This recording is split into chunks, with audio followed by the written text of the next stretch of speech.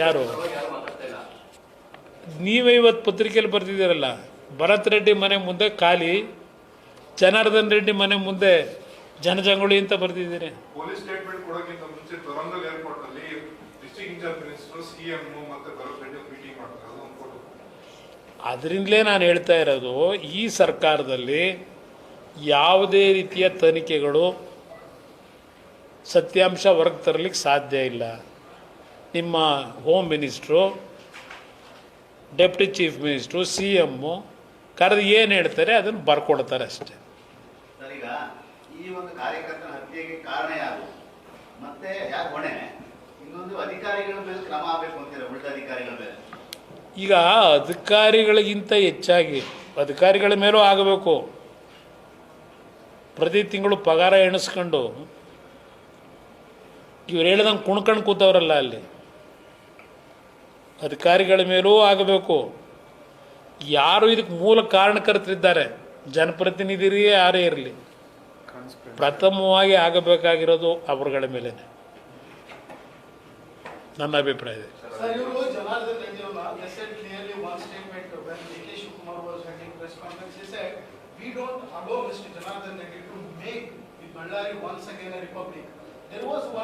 Who told Janardhan Reddy already made this Ballari Republic? That issue was over. 15 years back it has over. Ballari Republic is over. Now Ballari Republic, in another way, they wanted to introduce. By Congress, you say, sir? Yeah, definitely. They are encouraging.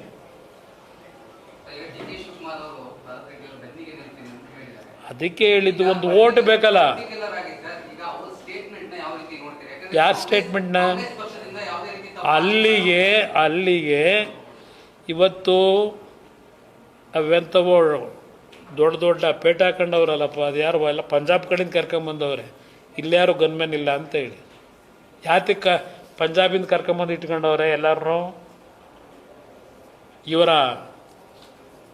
ನಡೆಸ್ತಾರಲ್ಲ ಅಂದಾ ದರ್ಬಾರು, ಹೊರಗಡೆ ಬರಬಾರ್ದು ಅಂತಲ. ಇಲ್ಲಾರು ಸಿಗ್ತಿರಲ್ವ ಗನ್ಮ್ಯಾನ್ಗಳು? ಯಾರು ಅವ್ರಿಗೆ gun ಇಟ್ಕೊಳ್ಳೋದಕ್ಕೆ permission ಕೊಟ್ಟರು? ಯಾರು ಕೊಟ್ಟಿರೋರು? ಯಾರು gun ಇಟ್ಕೊಳ್ಳೋದಕ್ಕೆ ಅವ್ರಿಗೆಲ್ಲರಿಗೂ? ಈಗ 5 gun 12 gun seize ಮಾಡಿದ್ದೀವಿ ಅಂತಾರೆ. ಅರೆಸ್ಟ್ ಮಾಡಿದ್ದೀರಾ ಯಾರನ್ನಾದರೂ? ಅದ್ಯಾರೋ 3 ಜನನ ಹೋಟ್ಲಲ್ಲಿ ಇಟ್ಕೊಂಡು ತನಿಖೆ ಮಾಡ್ತಾವ್ರಂತೆ. ಎಷ್ಟು ದಿವಸ ಬೇಕು ಅರೆಸ್ಟ್ ಮಾಡೋಕ್ಕೆ? ಒಬ್ಬ ಮಾಜಿ ಮುಖ್ಯಮಂತ್ರಿ ಮಗನ್ನ, ಮಾಜಿ ಪ್ರಧಾನಮಂತ್ರಿ ಮನೆಗೆ ನುಗ್ಬಿಟ್ಟು ಅರೆಸ್ಟ್ ಮಾಡಿಸ್ತೀರಿ? ಏನು ದೊಡ್ಡ ಅಪರಾಧ ಮಾಡವನೇ ಅಂತ?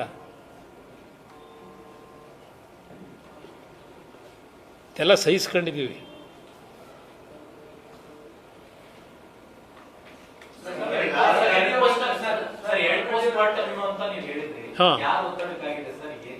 ಹೇಳಿ ಅವ್ರ ಯೋಗ್ಯತೆಗೆ ಯಾರಿಗೋಸ್ಕರ ಮಾಡಿದ್ದೀವಿ ಅಂತ. ನಾನು ಹೇಳ್ತಾ ಇದ್ದೀನಿ, ಸತ್ಯತೆ ಹೊರಗೆ ಬರಲಿ. 2 ಪೋಸ್ಟ್ ಮಾರ್ಟಮ್ 2 ಬಾರಿ ಮಾಡಿದ್ರೋ ಇಲ್ವೋ ಸತ್ಯ ಹೇಳಿ, ಜನಗಳ ಮುಂದಿಡಿ. ಯಾವಾಗ ಸಿಕ್ತು ನಿಮ್ಗೆ ಗುಂಡದು?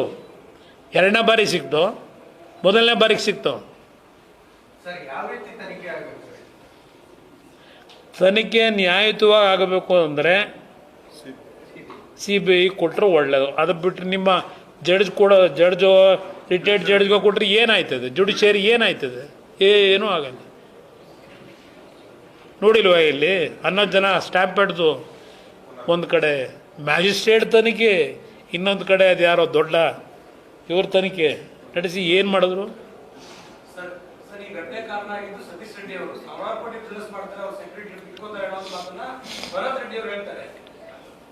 ಅವರಿಬ್ರು ಪಾರ್ಟ್ನರ್ಸ್ ಅಲ್ವೇ? ಹಳಿನ ನನಗೆ ಗೊತ್ತಿಲ್ಲಪ್ಪ.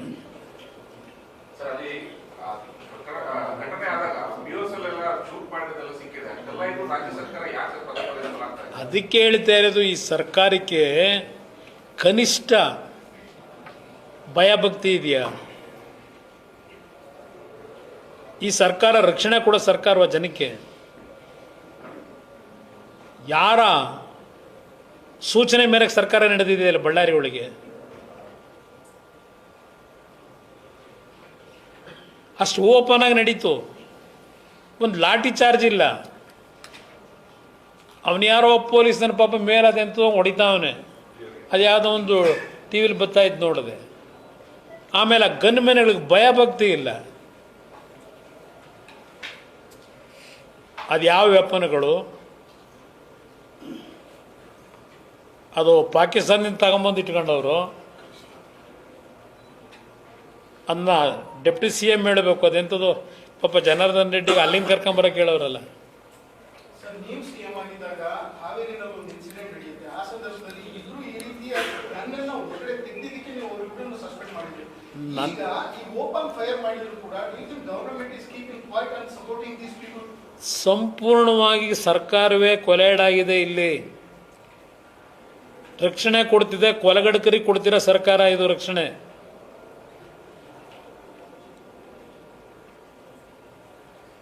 ಅವ್ರಿಗಿರ್ತಕ್ಕಂಥ ಸರ್ಕಾರ ಇದು. ಎಲ್ಲಿದೆ ಭಯ ಭಕ್ತಿ? ಇಲ್ಲೆಲ್ಲ ಜೀವನ್ ಭೀಮ್ ನಗರದಲ್ಲಿ ರಾತ್ರಿ ಪಾಪ ಓಂ ಶಕ್ತಿಗೆ ಹೋಗ ಹೆಣ್ಣು ಮಕ್ಕಳ ಮೇಲೆ ಕಲ್ಲು ತೂರ್ತಾರೆ ಅಂದರೆ ಎಲ್ಲಿಗೆ ಬಂದಿದೆ ಈ ರಾಜ್ಯ? ಈಗ ಬೇರೆ ರಾಜ್ಯಗಳಲ್ಲಿ ಗನ್ ಸಂಸ್ಕೃತಿನ ನಾವು ಕೇಳ್ತಾ ಇದ್ದೀವಿ, ನೋಡ್ತಾ ಇದ್ವಿ. ಈಗ ನಮ್ಮ ಕರ್ನಾಟಕಕ್ಕೆ ಕಾಣಿಸಿದೆ. ಇದು ಪ್ರಾರಂಭಿಕ ನನ್ನ ಅಭಿಪ್ರಾಯದಲ್ಲಿ. ಇದು ಎಲ್ಲೆಲ್ಲಿಗೆ ತಗೊಂಡೋಗುತ್ತೆ ಈ ಸರ್ಕಾರದಲ್ಲಿ ಇನ್ನು 2 ವರ್ಷದಲ್ಲಿ ಎಲ್ಲೆಲ್ಲಿಗೆ ತಗೊಂಡೋಗ್ತಾರೋ ಗೊತ್ತಿಲ್ಲ. ನನ್ನ ಅಭಿಪ್ರಾಯದಲ್ಲಿ ಈ ಸರ್ಕಾರ ತಿದ್ಕೊಳ್ತಕ್ಕಂಥ ತಪ್ಪು ಮಾಡಿರ್ತಕ್ಕಂಥ ತಪ್ಪಿಗೆ ಪ್ರಾಯಶ್ಚಿತ ಯಾವ ರೀತಿ ಪಡ್ಕೋಬೇಕು ಅಂತಕ್ಕಂಥ ಕನಿಷ್ಠ ಸೌಜನ್ಯವೂ ಇಲ್ಲದೆ ಇರತಕ್ಕಂಥ ಸರ್ಕಾರ ಇದು. Sir, English ಅಲ್ಲಿ. How do you see the Bellary incident as a complete breakdown in the Janardhan Reddy ಅವರು ಹಿಂದೆ ನಿಮ್ಮ ವಿರುದ್ಧ 150 ಕೋಟಿ ಕಿಕ್ಬ್ಯಾಕ್ ಆರೋಪ ಮಾಡೋದು, ವಿಮರ್ಶನ ಮಾಡೋದು, ಎಲ್ಲ ಮಾಡಿ ಆರೋಪ ಮಾಡೋದು. ಈಗ ಮತ್ತೆ ನಾವು ಅವ್ರ ಪರ ಭೇಟಿಗಳು ಅಂದ್ರೆ ಎಲ್ಲೋ ಕಡೆ ನನಗಿಲ್ಲಿ ಅವ್ರ ಪರ ಇವ್ರ ಪರ ಬ್ಯಾಟಿಂಗ್ ಪ್ರಶ್ನೆ ಅಲ್ಲ. ಇವತ್ತು ಏನು ನಡೆದಿದೆ ಇದು ಆಗಬಾರ್ದು ರಾಜ್ಯದಲ್ಲಿ. ನಾನು ಮೊದಲೇ ಹೇಳಿದೆ, ಅದಕ್ಕೆ ನನ್ನಲ್ಲಿ ಯಾವುದೇ ರೀತಿಯ ರಾಗದ್ವೇಷದ ಹಿನ್ನೆಲೆಯಲ್ಲಿ ನನ್ನ ಭಾವನೆಗಳನ್ನು ನಿಮ್ಮ ಮುಂದೆ ಇವತ್ತು ಇಡ್ತಾ ಇಲ್ಲ ಅಂತ ಹೇಳಿದ್ದೇನೆ. ಜನಾರ್ದನ್ ರೆಡ್ಡಿಯವರು ನನ್ನ ಮೇಲೆ 150 ಕೋಟಿ ಹಗರಣದ ಒಂದು ಆಪಾದನೆ ಏನಿದೆ, ಅದರ ಪ್ರತಿಫಲವೇ ಇಷ್ಟೆಲ್ಲ ಈ ರಾಜ್ಯದಲ್ಲಿ ಇವೆಲ್ಲ ನಡೆದೋಗಿರ್ತಕ್ಕಂಥ ಘಟನೆಗಳು, ಇತಿಹಾಸ. ಸರ್, ಈಗ ಜನಾರ್ದನ್ ರೆಡ್ಡಿ ಅವರಿಗೆ ಮಾತಾಡಿದ್ರೆ ಇದ್ರ ಬಗ್ಗೆ ನಾನಿಲ್ಲ ಚರ್ಚೆ ಮಾಡಿದೆ. ನಾನೇ ಫೋನ್ ಮಾಡಿ ದೂರವಾಣಿ ಮುಖಾಂತರ ಅವರು ಧೈರ್ಯನೂ ಹೇಳಿದ್ದೀನಿ, ವಿಷಯಗಳು ಏನೇನು ಅಂತಕ್ಕಂಥ ಅವರಿಂದಲೂ ಮಾಹಿತಿ ಪಡೀಲಿಕ್ಕೆ ಪ್ರಯತ್ನ ಪಟ್ಟಿದ್ದೀನಿ.